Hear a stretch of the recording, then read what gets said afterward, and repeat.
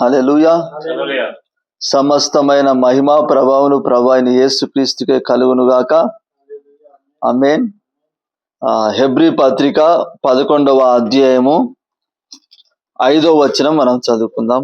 Hebrew పత్రిక 11వ అధ్యాయము 5వ వచనం. విశ్వాసమును బట్టి హానోకు మరణం చూడకుండానట్లు కొనుక్కోబడెను. అతడు కొనుక్కోబడక మునుపు దేవునికి ఇష్టడై ఉండెనని సాక్ష్యం పొందెను. కాగా దేవుడు అతన్ని కొనిపోయాను గనుక అతడు కనబడలేదు. చాలు. హల్లెలూయా. ఈరోజు మన అంశం ఏంటిదంటే గనక దేవునికి ఇష్టడు. మన అంశం ఏంటిది? దేవునికి ఇష్టడు. హల్లెలూయా. మరి మనం అందరం కూడా ఎట్లుండాలి? దేవునికి ఇష్టలంగా ఉండాలి. హల్లెలూయా. దేవునికి ఇష్టలంగా ఉండాలని అనుకుంటాము, కానీ చాలా మట్టుకు మనం ఉండగలుగుతున్నామా? ఉండలేకపోతున్నాం. అవునా? హల్లెలూయా. అయితే మరి దేవునికి మనం ఏ విధంగా ఇష్టలంగా ఉండగలము అంటే గనక మరి ఇప్పుడు ఈ హెబ్రీ పత్రికలో ఈ 11వ అధ్యాయం అంతా కూడా మనం చూసుకుంటే గనక మరి హెబ్రీ పత్రిక 11వ అధ్యాయం అంతా కూడా ఏంటిది? పాత నిబంధనలో ఉన్న విశ్వాసుల జాబితా అన్నమాట. హల్లెలూయా. పాత నిబంధనలో ఉన్న భక్తులు విశ్వాసముతో ఏ విధంగా మరి దేవుని దగ్గర మంచి సాక్ష్యము మరి సంపాదించుకున్నారు, ఏ విధంగా శోధనలను జయించారు, ఏ విధంగా రాజ్యాలను జయించారు అన్నది మరి హెబ్రీ పత్రిక 11వ అధ్యాయంలో మరి రాయబడి ఉంది అన్నమాట. హల్లెలూయా. అయితే మరి 11వ అధ్యాయంలో 5వ వచనంకి వచ్చేసరికి ఎవరి గురించి రాయబడి ఉంది? ఇక్కడ హానోకు గురించి రాయబడి ఉంది. హల్లెలూయా. మరి హానోకు గురించి బైబిల్లో మనకు ఎన్ని వచనాలు ఉంటాయి అంటే గనక 7 వచనాలు ఉంటాయి. హల్లెలూయా. హల్లెలూయా. ఎన్ని వచనాలు ఉంటాయి హానోకు గురించి? 7 వచనాలు మాత్రమే ఉంటాయి. హల్లెలూయా. మరి ఆదికాండంలో 5 వచనాలు ఉంటాయి. ఇక్కడ మరి హెబ్రీ పత్రిక 11వ అధ్యాయంలో మరి 5వ వచనంలో రాయబడింది ఒక వచనము, తర్వాత యూదా పత్రికలో కూడా ఒక వచనం ఉంటుంది. ఇట్లా మరి 7 వచనాలు మాత్రమే రాయబడి ఉన్నాయి. హల్లెలూయా. కానీ మరి ఆ 7 వచనాల్లోనే మరి హానోకు చరిత్ర అంతా కూడా మనం తెలుసుకోవచ్చు. హల్లెలూయా. హానోకు ఎలాంటి వాడు? ఎన్ని సంవత్సరాలు బ్రతికిండు హానోకు? 365 సంవత్సరాలు బ్రతికాడు. హల్లెలూయా. 365 సంవత్సరాలేమో పెరిగిండు, పెళ్లి చేసుకున్నాడు, పిల్లల్ని కన్నాడు. తర్వాత 300 సంవత్సరాలు మరి దేవునితో కూడా నడిచాడు. హల్లెలూయా. అయితే మరి ఎలాంటి ప్రజల మధ్యలో హానోకు ఉన్నాడంటే గనుక మరి హానోకు ఉన్న టైంలో ఉన్న ప్రజలందరూ కూడా దేవునికి విరోధముగా జీవిస్తున్నవారు. ఇప్పుడు మరి నోవాహు కూడా మరి ఉన్న టైంలో ఉన్న ప్రజలందరూ కూడా ఎలాంటి వారు? నోవాహు కాలంలో పరిస్థితి ఎలా ఉంది? మరి పెళ్లిళ్ళకి ఇచ్చుకుంటూ పెళ్లిళ్ళు చేసుకుంటూ మరి ఇష్టానుసారంగా జీవిస్తున్నారు. హల్లెలూయా. దేవుని మాటను లెక్క చేయట్లేదు. హల్లెలూయా. మరి హానోకు కూడా అదే సమయంలో ఉన్నాడు. అంటే మరి హానోకుకు మరి ఆదాము నుంచి హానోకు 7వ వాడు. హల్లెలూయా. మరి హానోకుకి మరి మునిమనుమడు అన్నమాట నోవాహు. హల్లెలూయా. హానోకుకు మరి ఆదాముకు నోవాహుకు మధ్యలో వ్యక్తి హానోకు. హల్లెలూయా. అయితే మరి ఆ టైంలో ప్రజలందరూ కూడా మరి పాపములో జీవిస్తున్న వారే, లోకంలో ఉన్న వారందరూ కూడా. హల్లెలూయా. అయితే మరి హానోకు దేవునితో కూడా మరి ఆ పాపములో జీవిస్తున్న ప్రజల మధ్యలో హానోకు దేవునితో నడిచిన వాడు. హల్లెలూయా. దేవునికి ఒక ప్రవక్తగా నిలబడిన వ్యక్తి. హల్లెలూయా. దేవునికి ఇష్టడుగా జీవించిన వ్యక్తి. అయితే మరి హానోకు ఎట్లా దేవునికి ఇష్టడుగా జీవించాడు అంటే గనక ఇక్కడ ఈ 5వ వచనంలో, హెబ్రీ పత్రిక 5వ వచనంలో ఏముంది? విశ్వాసమును బట్టి హానోకు మరణము చూడకుండానట్లు కొనిపోబడెను. హల్లెలూయా. మరి విశ్వాసమును బట్టి మరి హానోకు మరణం చూడకుండా కొనిపోబడ్డాడు. ఎట్లా కొనిపోబడ్డాడు? విశ్వాసమును బట్టి. హల్లెలూయా. అంటే మరి ఇప్పుడు విశ్వాసం అనేది ఎట్లా కలుగుతుంది మనకు? దేవుడిచ్చిన వాగ్దానం ద్వారానే. అవునా కదా? మరి దేవుడు ఇప్పుడు హానోకు మరి మరణం చూడకుండా కొనిపోబడ్డాడు కాబట్టి ఇప్పుడు మనకు తెలుసు దేవుడు మరి తీసుకుపోవాలనుకుంటే ఎట్లనన్నా తీసుకొని పోతాడు, మరణం కూడా చూడకుండా తీసుకొని పోతాడని చెప్పి మనకు తెలుసు. అయితే హానోకుకి ఏమైనా ఎగ్జాంపుల్ ఉందా అంటే లేదు. ఇప్పుడు మరి దేవుడు ఆదామును సృష్టించాడు, తన స్వాస్థాలతో సృష్టించాడు. ఆదాము కూడా ఏమైపోయాడు? చనిపోయాడు. అవునా కదా? హల్లెలూయా. మరి ఆదాము నుంచి 7వ వాడు హానోకు. హల్లెలూయా. అప్పటి వరకు కూడా అందరు చనిపోతూనే ఉన్నారు. కాబట్టి మరి చనిపోకుండా పోతారని చెప్పి హానోకుకి ఎట్లా తెలుసు? దేవుడు చెప్తానే తెలియాలి. అవునా కదా? హల్లెలూయా. మరి దేవుడు వాగ్దానం చేశాడు హానోకుకు. ఇప్పుడు దేవుడు మనకు వాగ్దానాలు ఎందుకు చేస్తాడు? దేవుడు మనకి విశ్వాసముతోటి ఉన్న శోధనలు జయించడానికి, పరిశుద్ధులముగా జీవించడానికి దేవుడు వాగ్దానం చేస్తాడు. వాగ్దానాలు ఎందుకు ఇస్తాడు? మనం విశ్వాసంతో శోధనలను జయించడానికి ముందే వాగ్దానాలు ఇస్తాడు దేవుడు. రెండవది మరి ఆయన పరిశుద్ధతలో పాలు భాగస్థులంగా ఉండడానికి కూడా దేవుడు మనకు వాగ్దానాలు ఇస్తాడు. హల్లెలూయా. ఇక్కడ 2వ పేతురు పత్రికలో మనం చూసుకుంటే కనుక 2వ పేతురు పత్రికలో మొదటి అధ్యాయం, 2వ పేతురు పత్రిక మొదటి అధ్యాయము 4వ వచనం చూడండి. మొదటి అధ్యాయం 4వ వచనం. ఆ మహిమ గుణాతిశయములను బట్టి ఆయన మనకు అమూల్యములను అత్యధికములనైన వాగ్దానములను అనుగ్రహించి ఉన్నాడు. దురాశను అనుసరించడం వలన లోకమందున భ్రష్టత్వమును ఈ వాగ్దానముల మూలంగా మీరు తప్పించుకొని దేవ స్వభావం నందు పాలువార ఉన్నట్లు వాటిని అనుగ్రహించాను. చాలు. హల్లెలూయా. మరి వాగ్దానంలో దేవుడు ఎందుకు అనుగ్రహిస్తున్నాడంట? మరి దురాశను అనుసరించుట వలన లోకమందున్న భ్రష్టత్వమును ఈ వాగ్దానము మూలంగా మీరు తప్పించుకొని దేవ స్వభావమునందు పాలువారగునట్లు వాటిని అనుగ్రహించను. హల్లెలూయా. ఎవరి స్వభావం? మరి ఈ లోకములో ఉన్న దుష్టత్వమును, మరి ఈ లోకంలో ఉన్న దురాశను, మరి భ్రష్టత్వమును మరి ఈ వాగ్దానం మూలంగా తప్పించుకొని దేవుని మరి దేవ స్వభావమందు పాలి వారగునట్లు మరి ఏం చేసినంటే దేవుడు వాగ్దానాలను అనుగ్రహించాడంట. హల్లెలూయా. అంటే వాగ్దానాలు ఎందుకు ఇస్తున్నాడు?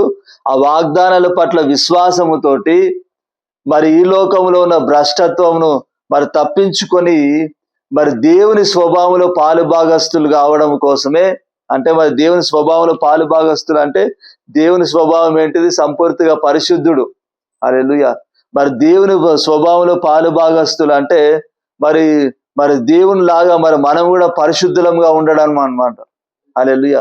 సో మరి దేవుని లాగా పరిశుద్ధంగా ఉండడానికి, ఆయన స్వభావంలో పాలు భాగస్థులం కావడానికి దేవుడు ఏం చేస్తాడంట? ముందు వాగ్దానాలు ఇస్తాడంట దేవుడు. హల్లెలూయా.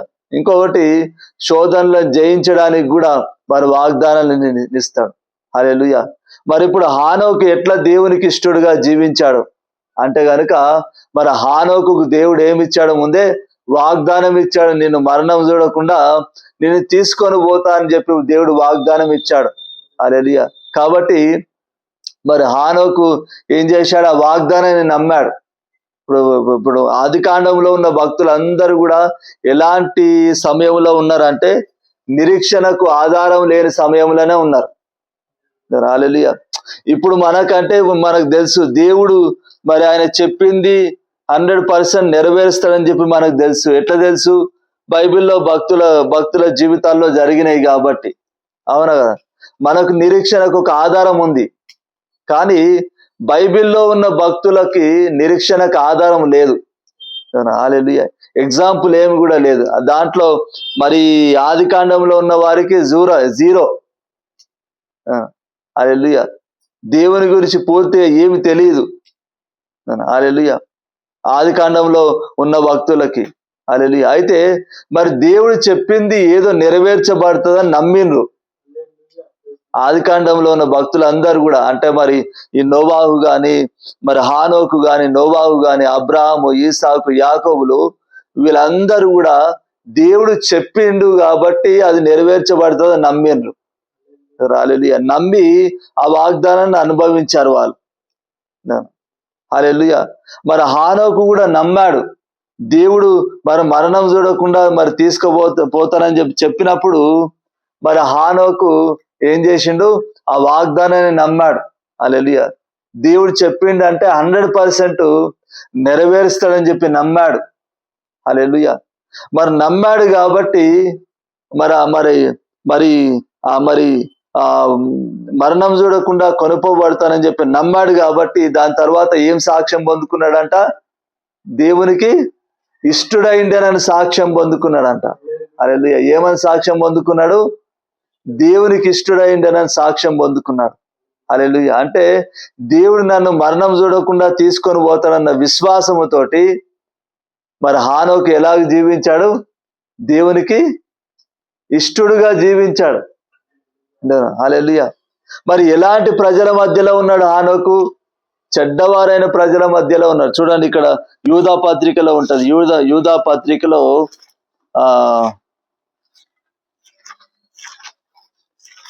యూదా పత్రిక 9వ 9 కాదు,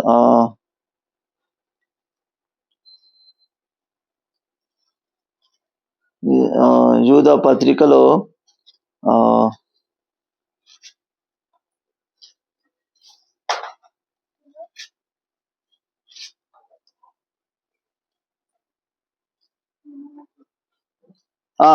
14వ వచనం చూడ, 14-15 వచనం.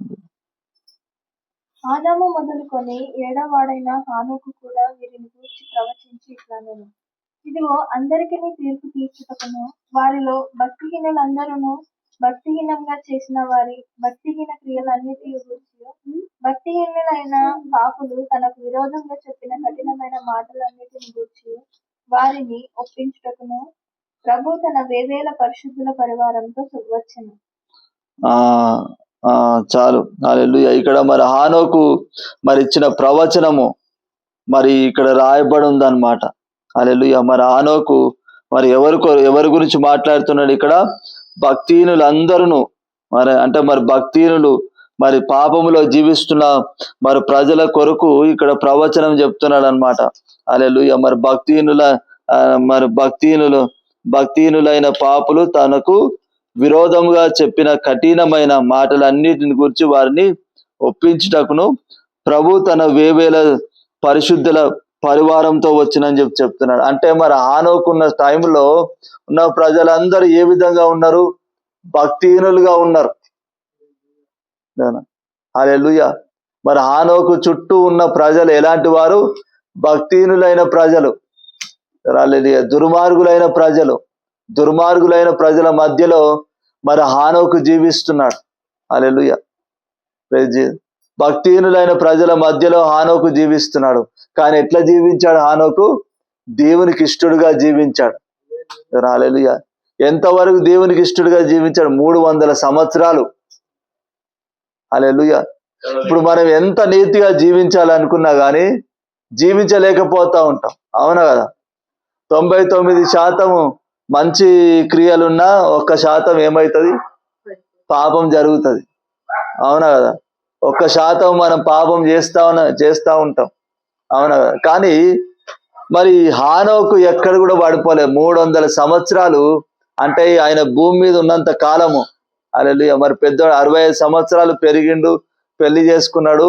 65వ సంవత్సరం నుంచి మరి 300 సంవత్సరాల వరకు కూడా మరి ఏ విధంగా జీవించాడు? దేవునికి ఇష్టడుగా జీవించాడు. హల్లెలూయా. ఎలాంటి ప్రజల మధ్యలో? భయంకరమైన ప్రజల మధ్యలో, దౌర్జన్యం చేసే ప్రజల మధ్యలో. హల్లెలూయా. మరి ఇక్కడ ఆదికాండంలో కూడా చూడండి. ఆదికాండము 4వ అధ్యాయంలో మనం చూసుకుంటే కనుక ఆదికాండము 4వ అధ్యాయము 23వ వచనం.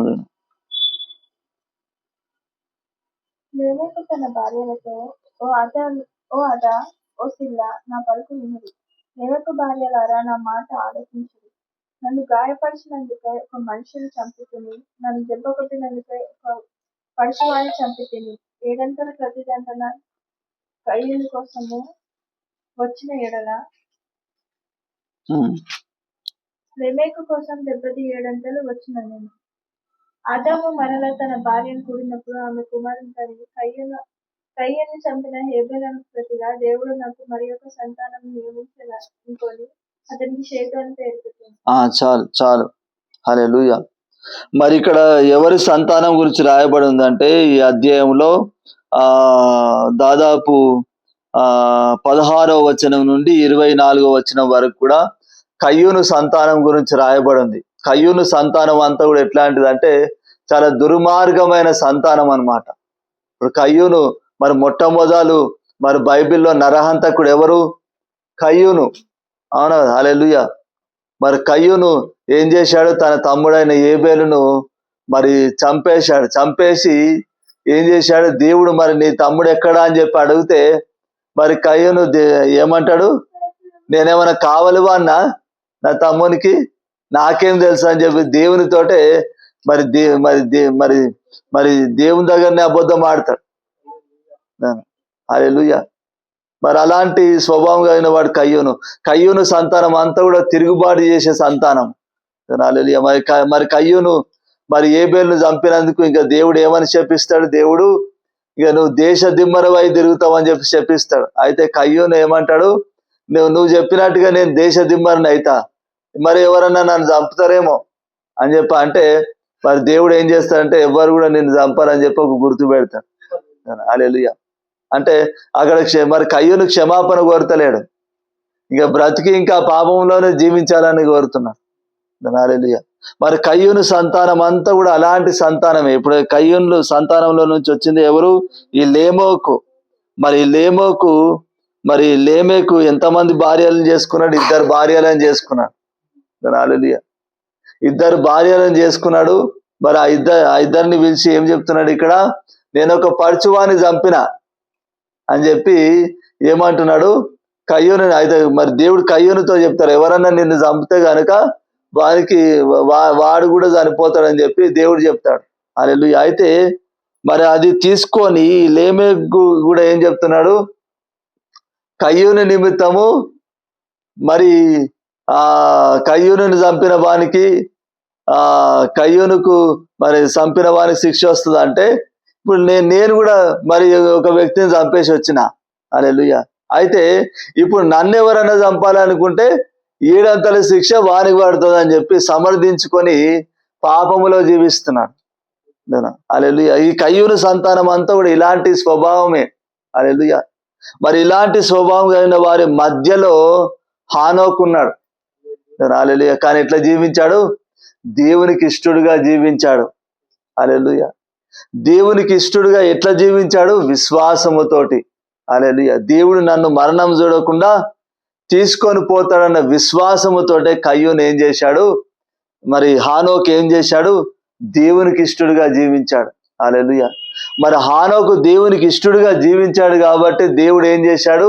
హానోకును మరణం చూడకుండా ఏం చేశాడు? హానోకును తీసుకొని పోయాడు. హల్లెలూయా. ఇప్పుడు దేవుడు వాగ్దానం ఇస్తాడు. ఆ వాగ్దానం నెరవేర్చబడాలంటే మరి ఆ వాగ్దానం అందరికీ నెరవేర్చబడదు. ఎవరైతే దేవునికి ఇష్టలో వారికే ఆ వాగ్దానం నెరవేర్చబడుతుంది. హల్లెలూయా. ఎవరైతే దేవునికి ఇష్టానుసారమైన స్వభావం కలిగి ఉన్నారో వాళ్ళకు మాత్రమే దేవుడు ఇచ్చిన వాగ్దానం ఏమవుతుంది? 100% నెరవేర్చబడుతుంది. 100%. హల్లెలూయా. అయితే మరి దేవుడు ఇచ్చిన వాగ్దానము 100% మన జీవితంలో నెరవేర్చబడాలంటే మనం ఎట్లుండాలి? దేవునికి ఇష్టలంగా ఉండాలి. హల్లెలూయా. దేవునికి ఇష్టమైన స్వభావం. మరి దేవునికి ఇష్టలు అంటే ఏంటి? మరి దేవునికి ఇష్టమైన స్వభావము కలిగి ఉండడం. దేవునికి ఇష్టమైన స్వభావం ఏంటిది? తగ్గింపు, దీన మనస్సు, ప్రేమ, మరి క్షమించడము. మరి 9 ఆత్మఫలాలు ఉన్నాయి కదా. 9 ఆత్మఫలాలు ఏంటి? ప్రేమ, సంతోషము, సమాధానము, దీర్ఘశాంతం, మంచితనం, విశ్వాసము, దయాలత్వం. ఈ 9 ఆత్మఫలాలు ఇవన్నీ కూడా దేవునికి ఇష్టమైన లక్షణాలు. హల్లెలూయా. మనం దేవునికి ఇష్టమైన లక్షణాలు కలిగి ఉన్నప్పుడే మనము దేవునికి ఇష్టలంగా ఉంటాం. హల్లెలూయా. ఈ దేవునికి ఇష్టమైన లక్షణాలు మనం కలిగి ఉండాలి. హల్లెలూయా. దేవునికి ఇష్టమైన లక్షణాలు మనం కలిగి ఉండాలి. హల్లెలూయా. ఈ దేవునికి ఇష్టమైన లక్షణాలు అన్ని కూడా మనం ఎప్పుడు కలిగి ఉంటాం? విశ్వాసముతోటే. హల్లెలూయా. దేవుడు మనకిచ్చిన వాగ్దానం పట్ల విశ్వాసముతోటే మనం దేవునికి ఇష్టమైన లక్షణాలు కలిగి దేవునికి ఇష్టంగా జీవిస్తాం. హల్లెలూయా. మనం ఎప్పుడైతే దేవునికి ఇష్టంగా జీవిస్తామో, దేవునికి ఇష్టమైన స్వభావం కలిగి ఉంటామో, ఎప్పుడైతే మనం పరిశుద్ధంగా జీవిస్తామో, హల్లెలూయా, మరి అప్పుడు మరి ఖచ్చితంగా దేవుడు మరి మనకు చేసిన వాగ్దానాన్ని కూడా ఏం చేస్తాడు? 100% నెరవేరుస్తాడు దేవుడు. హల్లెలూయా. దేవుడు ఎందుకు వాగ్దానం ఇస్తాడంటే విశ్వాసముతోటి పరిశుద్ధులుగా జీవించి ఆయనకి ఇష్టలుగా జీవించడం కోసమే దేవుడు వాగ్దానం ఇస్తాడు. హల్లెలూయా. ఇప్పుడు కొంతమంది ఉంటారు, దేవుడు వాగ్దానాలు ఇచ్చినా కూడా ఆ వాగ్దానం నమ్మరు. అవునా కదా? హల్లెలూయా. ఆ వాగ్దానాలు ఏం చేస్తారు? నమ్మరు. ఆ వాగ్దానం నమ్మరు కాబట్టి ఏం చేస్తారు? వాళ్ళ ఇష్టానుసారంగా జీవిస్తారు. అవునా కదా? నీకు విశ్వాసం ఉంటేనేమో అంతా దేవుడే చూసుకుంటాడు అని చెప్పి దేవునికి వదులుతావు.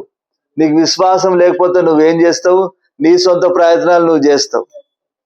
అవునా? హల్లెలూయా. నీ సొంత ప్రయత్నాలు అన్ని కూడా మరి ఏమైతే దేవునికి విరోధమైనవి అయితే. హల్లెలూయా. హల్లెలూయా.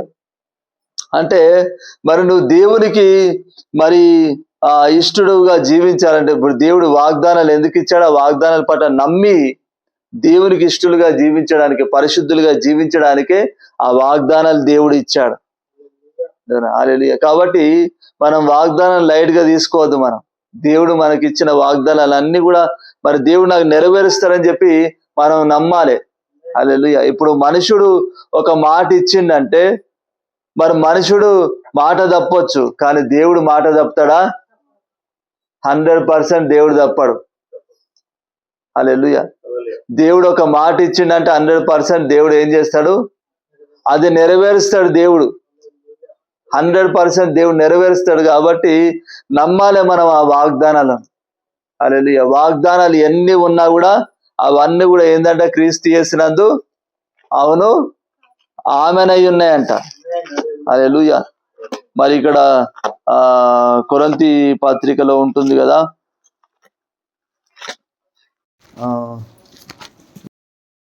ఎన్ని ఉన్నాను అవి 2 కొరింథీ పత్రిక 1వ అధ్యాయము 20వ వచనం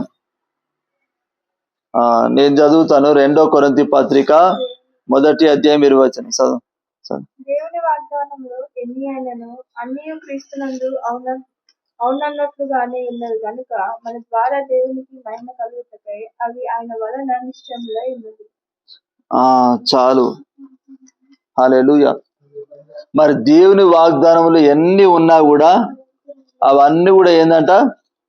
క్రీస్తు యేసునందు అవునట్టుగానే ఉన్నాయంట. అవును అంటే ఏంటిది? ఆమెన్ అన్నమాట. హల్లెలూయా. ఆమెన్ అనే దానికి అర్థం ఏంటిది? అవును. హల్లెలూయా. అంటే జరుగుతుంది అన్నమాట. హల్లెలూయా. ఇంకా ఏంటంట? దేవునికి మరి మన ద్వారా దేవునికి మహిమ కలుగుటకై అవి ఆయన వలన నిశ్చయములై ఉన్నవి అంటున్నాడు. హల్లెలూయా. మన ద్వారా దేవునికి మహిమ కలగడానికి అవి ఏమై ఉన్నాయంట? నిశ్చయములై ఉన్నాయంట. హల్లెలూయా. మరి మన ద్వారా దేవునికి మహిమ ఎట్లా కలుగుతుంది అంటారు? హల్లెలూయా. ఒకటి, మరి ఈ లోకంలో దేవుడిచ్చిన వాగ్దానాలు నెరవేర్చబడడం ద్వారా మరి దేవునికి మహిమ కలుగుతుంది. ప్రజలందరూ చూసి అరే వీళ్ళు యేసు ప్రభుని నమ్ముకున్నారు, వీళ్ళ పరిస్థితులు ఎట్లా మారిపోయినాయి చూడండి అని చెప్పి మరి వాళ్ళు అంటున్నప్పుడు దేవునికి ఏం కలుగుతుంది? మహిమ కలుగుతుంది. ఇంకొకటి, మరి మన స్వభావమును బట్టి కూడా దేవునికి మహిమ కలుగుతుంది. ఇక్కడ మత్తయి సువార్త 5వ అధ్యాయంలో మనం చూసుకుంటే కనుక మత్తయి సువార్త 5వ అధ్యాయము 16వ వచనం చూడండి. మనుషులు మీ సత్క్రియలను చూసి పరలోకమందున మీ తండ్రిని మహిమపరచునట్లు వారి ఎదుట నీ వెలుగు ప్రకాశింపనీయుడి. చాలు. హల్లెలూయా. ఇక్కడ ఏమంటున్నాడు? మరి మనుషులు మీ సత్క్రియలను చూసి, అంటే మరి మనుషులందరూ కూడా దేవుని ఎట్లా మహిమపరుస్తారంటే ఇక్కడ మన సత్క్రియలను చూసి దేవుని మహిమపరుస్తారంట మనుషులందరూ. హల్లెలూయా. అంటే సత్క్రియలు అంటే మంచి స్వభావము, ప్రేమ, మరి తగ్గింపు, దీనత్వము, విధేయత, మరి ఇలాంటి మంచి స్వభావం బట్టి మనుషులందరూ కూడా ఏం చేస్తారంటే దేవుని మహిమపరుస్తారంట. హల్లెలూయా. అబ్బా, దేవుడు ఎంత మంచి మనసు ఇచ్చిండు ఈ వ్యక్తికి. మరి యేసు ప్రభున నమ్ముకోగానే ఈయన ప్రవర్తన అంతా కూడా మారిపోయింది. ముందేమో చెడ్డోడు, దుష్టుడు, దుర్మార్గుడుగా ఉండేవాడు. ఇప్పుడేమో యేసు ప్రభుని నమ్మగానే ఎంత విధేయత కలిగింది, ఎంత మార్పు కలిగింది, ఎంత ప్రేమ కలిగిన వాడుగా మారిపోయాడు. హల్లెలూయా అని చెప్పి మరి ప్రజలు మరి మన స్వభావాన్ని బట్టి కూడా ప్రజలు ఏం చేస్తారంట, మనుషులందరూ కూడా దేవుని మహిమపరుస్తారంట. కాబట్టి ఇక్కడ యేసు ప్రభు ఏమంటాడు, మీ వెలుగును ప్రకాశింపనీయుడు అంటాడు. అంటే మరి మంచి క్రియలను చూపించమంటున్నాడు. హల్లెలూయా. అంటే మరి మన మంచి స్వభావం కలిగి ఉండడం ద్వారా దేవునికి మహిమ కలుగుతుంది. దేవుడిచ్చిన వాగ్దానాలను మరి ఈ లోకంలో నెరవేర్చడం ద్వారా, ఈ లోకంలో మనం బ్లెస్ కావడం ద్వారా దేవునికి మహిమ కలుగుతుంది. హల్లెలూయా. కాబట్టి మరి దేవునికి మన ద్వారా మహిమ కలగడం కోసం దేవుడు ఏం చేస్తాడంట, ఆ వాగ్దానాలన్నీ కూడా నిశ్చయంగా నెరవేరుస్తాడంట. హల్లెలూయా. అంటే మరి ఆ వాగ్దానాలు మన జీవితంలో నెరవేర్చబడడం ద్వారా దేవునికి మహిమ కలుగుతుంది. కాబట్టి 100% దేవుడు ఏం చేస్తాడు, మనకి ఇచ్చిన వాగ్దానాలు 100% నెరవేరుస్తాడు. హల్లెలూయా. సో మరి దేవుడు మనకిచ్చిన వాగ్దానాలు 100% నెరవేరుస్తాడు. కాబట్టి మనం ఏం చేయాలి, ఆ వాగ్దానాల పట్ల విశ్వాసము మనం కలిగి ఉండాలి. హల్లెలూయా. ఆ వాగ్దానాల పట్ల విశ్వాసం మనం కలిగి ఉన్నామంటే ఆ విశ్వాసముతోటి మనం ఏం చేస్తుంటాం, దేవునికి ఆటోమేటిక్గా ఇష్టలంగా ఉంటాం. హల్లెలూయా. మరి పరిశుద్ధులంగా మారిపోతాం. హల్లెలూయా. మరి దేవునికి ఇష్టంగా మారిపోతాం. అప్పుడు 100% ఆ వాగ్దానం నెరవేర్చబడతాయి. అప్పుడు దేవునికి మహిమ కలుగుతుంది. హల్లెలూయా. కాబట్టి అంటే మనం దేవునికి ఇష్టంగా జీవించాలి, పరిశుద్ధంగా జీవించాలంటే గనక మనం చేయాల్సిన పని ఏంటిది, దేవుడిచ్చిన వాగ్దానము 100% నా జీవితంలో నెరవేర్చబడుతుంది అని చెప్పి నమ్మడమే మనం చేయాల్సిన పని. హల్లెలూయా. ఇప్పుడు వాగ్దానానికి మనకంతా కూడా వ్యతిరేకంగా జరుగుతూ ఉంటది. అవునా కదా? హల్లెలూయా. వాగ్దానం ఏమో చాలా గొప్పగా ఉంటది, పరిస్థితులు చూస్తే ఇంకా గొప్పగా ఉంటాయి. అవునా కదా? వాగ్దానం గొప్పగా ఉంటది, పరిస్థితులు చూస్తే దానికి వ్యతిరేకంగా ఇంకా గొప్పగా ఉంటాయి. కాబట్టి ఇక ఏమైపోతుంది, ఆ వాగ్దానం ఏం నెరవేర్చబడుతుందిలే అని చెప్పి అనుకుంటాం. అవునా కదా? లైట్ తీసుకుంటాం, వదిలేస్తాం. అంతే, అలాంటి పరిస్థితులు వస్తాయి. హల్లెలూయా. సాతానుడు ఎప్పుడు కూడా మరి సాతానుడు ఓటమిని అంగీకరిస్తాడంటే వాడు అస్సలు అంగీకరించాడు. హల్లెలూయా. ఏదో ఒక రకంగా జయించాలని చూస్తూ ఉంటాడు అన్నమాట. కాబట్టి మరి నీ విశ్వాసం పెరుగుతున్న కొద్దీ శోధనలు కూడా పెరుగుతూ ఉంటాయి. ఇంకా దాని డబల్. నీ విశ్వాసాన్ని డౌన్ చేయడం కోసం సాతానుడు ఏం చేస్తూ ఉంటాడంటే నీ విశ్వాసానికంటే కూడా ఎక్కువైన శోధనలు తీసుకొస్తాడు. నీ శోధనలు పెంచుతూ ఉంటాడు. హల్లెలూయా. సాతానుడు ఎంత శోధన పెంచినా కూడా నువ్వు ఏం చేయాలి, దేవుడు నాకు ఇచ్చిన వాగ్దానమే 100% నా జీవితంలో నెరవేర్చబడుతుంది. హల్లెలూయా. ఇప్పుడు హానోకుకి ఏమైనా ఎగ్జాంపుల్ ఉందా? హానోకు కంటే ముందు ఎవరినన్నా దేవుడు మరణం చూడకుండా తీసుకొని పోయిండా? లేదు. అవునా కదా? హల్లెలూయా. కానీ మరి హానోకు దేవుడు చెప్పింది 100% నెరవేరుతుంది అని చెప్పి నమ్మిండు. హల్లెలూయా. నమ్మిండు కాబట్టి ఏం చేశాడు, దేవునికి ఇష్టడుగా జీవించి ఆ వాగ్దానాన్ని అనుభవించాడు. హల్లెలూయా. మరణం చూడుకొని కొనిపోబడ్డాడు. హల్లెలూయా. కాబట్టి మనం కూడా మరి దేవునికి ఇప్పుడు మరి హానోకేమో మరణం చూడకుండా కొనిపోబడ్డాడు. మరి మనమందరము ఇప్పుడు ఏం కావాలి, యేసు ప్రభుతో వచ్చినప్పుడు ఎత్తబడే గుంపులో ఉండాలి మనం. హల్లెలూయా. మరి దేవుడు మనకి వాగ్దానం చేశాడు. దేవుడు మనకి అంత్య దినమున నేను వాణ్ణి ఖచ్చితంగా లేపుతానని చెప్పి దేవుడు వాగ్దానం చేశాడు విశ్వసించిన వాణ్ణి. హల్లెలూయా. మరి యేసు ప్రభు మధ్యాకాశంలోకి వచ్చి ఏం చేస్తాడు, ప్రధాన దూత బూర ఊదగానే మరి విశ్వసించిన వారందరూ మరి ఆ మహిమ శరీరంతో ఎత్తబడతారు. హల్లెలూయా. సో ఇప్పుడు మనం కూడా మరి యేసు ప్రభు రాగానే ఎత్తబడాలంటే మరి మనము ఏం చేద్దాం, నమ్మాలి. హల్లెలూయా. దేవుడు నన్ను మరి తీసుకొని పోతాడు. హల్లెలూయా. దేవుడు నన్ను మరి యేసు ప్రభు రాగానే మరి యేసు ప్రభు నన్ను మరి మహిమ శరీరంతో తీసుకొని పోతాడని చెప్పి నమ్మాలి. హల్లెలూయా. అలాగే మరి దేవుడు మనకి ఇచ్చిన వాగ్దానాలు అన్ని కూడా మనం నమ్మాలి. 100% దేవుడు మన జీవితంలో నెరవేరుస్తాడని చెప్పి నమ్మితే గనక హల్లెలూయా. మరి మనం ఏం చేస్తాము? దేవునికి ఇష్టంగా జీవించి మరి ఆ వాగ్దానాన్ని మనం అనుభవిస్తాము. హల్లెలూయా. దేవుడి ఈ వాక్యాన్ని ఫలింపజేయునుగాక. ఆమేన్. మరి ప్రార్థన చేసుకుందాం. కళ్ళు మూసుకున్నట్లయితే వాక్యము నిమిత్తము. కృపా కనికరం గల మా ప్రభా యేసు తండ్రి, యేసయ్యా ఇదిగో ప్రభా తండ్రి దేవా, మరి నీ యొక్క వాక్యమును మాకు బోధించినందుకు వందనాలు ప్రభా యేసు తండ్రి. యేసయ్యా ఇదిగో ప్రభా తండ్రి దేవ, మరి హానోకు ప్రభా యేసు తండ్రి దేవా, మరి నీకు ఇష్టడుగా జీవించాడు ప్రభా యేసు తండ్రి. యేసయ్యా ఇదిగో ప్రభా, మరి హానోకు ఎలాగా ప్రభా యేసు తండ్రి దేవా, మరి నీకు ఇష్టడుగా జీవించాడు అంటే గనుక ప్రభా యేసు తండ్రి, యేసయ్యా ఇదిగో ప్రభా, మరి నీవిచ్చిన వాగ్దానాన్ని బట్టి నమ్మాడు ప్రభా యేసు తండ్రి. యేసయ్యా ఇదిగో ప్రభా తను మరి మరణం చూడకుండా కొనిపోతానని చెప్పి నువ్వు చెప్పినప్పుడు ప్రభా యేసు తండ్రి, యేసయ్యా ఇదిగో ప్రభా తను మరి అది నెరవేరుస్తాడు దేవుడు అని చెప్పి నమ్మాడు ప్రభా యేసు తండ్రి. యేసయ్యా ఇదిగో ప్రభా మరి నమ్మాడు గనుకనే తండ్రి దేవా నీకు ఇష్టడుగా జీవించాడు ప్రభా యేసు తండ్రి. యేసయ్యా ఇదిగో ప్రభా మరి నీకు ఇష్టడుగా జీవించాడు గనుకనే తండ్రి దేవ, మరి ఆ వాగ్దాన ఫలాన్ని అతడు అనుభవించాడు ప్రభా యేసు తండ్రి. మరణం చూడకుండా కొనుక్కోబడ్డాడు ప్రభా. యేసయ్యా ఇదిగో ప్రభా తను మరి అలాగే ప్రభా యేసు తండ్రి దేవా, మరి నీవు మాకిచ్చిన వాగ్దానాలు కూడా ప్రభా తండ్రి యేసయ్యా ఇదిగో ప్రభా ఇదిగో తండ్రి, మరి నువ్వు వాగ్దానాలు ఎందుకు ఇస్తున్నావు అంటే గనుక ప్రభా యేసు తండ్రి ఆ వాగ్దానాల పట్ల విశ్వాసముతోటి తండ్రి ఈ లోకంలో ఉన్న భ్రష్టత్వమును తప్పించుకొని ప్రభా యేసు తండ్రి నీ స్వభావంలో పాలు భాగస్థులముగా మేము ఉండడం కోసమే తండ్రి దేవ, మరి ఆ వాగ్దానాన్ని నువ్వు మాకు ఇస్తున్నావు ప్రభా. కాబట్టి తండ్రి నీవిచ్చిన ప్రతి వాగ్దానమును కూడా ప్రభా యేసు తండ్రి యేసయ్యా ఇదిగో ప్రభా తండ్రి మరి నీవు 100% నెరవేరుస్తావని నమ్మి ప్రభా యేసు తండ్రి దేవా, మరి మేము నీకు ఇష్టలముగా తండ్రి మరి పరిశుద్ధులముగా ప్రభా జీవించులాగున తండ్రి దేవా మీరు మాకు సహాయం చేయమని ప్రార్థిస్తున్నాం యేసయ్యా తండ్రి దేవా. యేసు నామమున ప్రార్థిస్తున్నాం తండ్రి. ఆమేన్.